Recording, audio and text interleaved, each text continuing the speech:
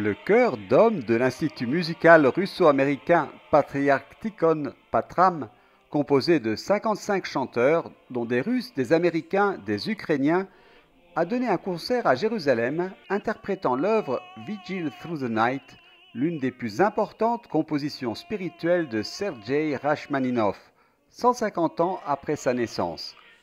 L'événement a été accueilli par le Centre Notre-Dame de Jérusalem le 18 juin. L'une des raisons pour lesquelles nous avons organisé ce concert est notre désir d'unir les gens.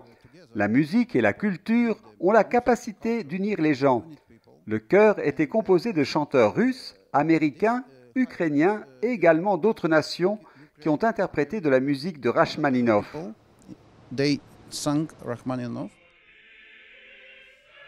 Le patriarche grec-orthodoxe de Jérusalem, Théophile III, et plusieurs archimandrites et prêtres de l'Église orthodoxe russe, ainsi que de nombreux fidèles et passionnés de Rachmaninov, ont participé à l'événement. La musique de Rachmaninov est merveilleuse. Il est surprenant d'entendre des textes que je connais bien en hébreu, comme les psaumes, chantés en slovène et en russe. Il s'agit d'un événement culturel à Jérusalem qui attire des personnes de différentes confessions et d'origines.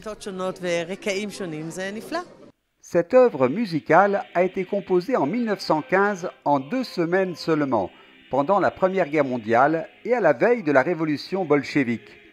Plus tard, l'Union soviétique a remplacé le chœur religieux par des choristes laïcs. L'opéra Vigile de la nuit est une prière de l'Église orthodoxe, composée de 3 prières qui sont récitées le dimanche soir et lors des grandes fêtes religieuses.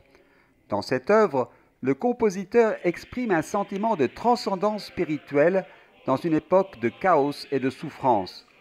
L'œuvre est considérée comme l'une des grandes réalisations musicales de l'Église orthodoxe russe, de par son écriture et son style symphonique.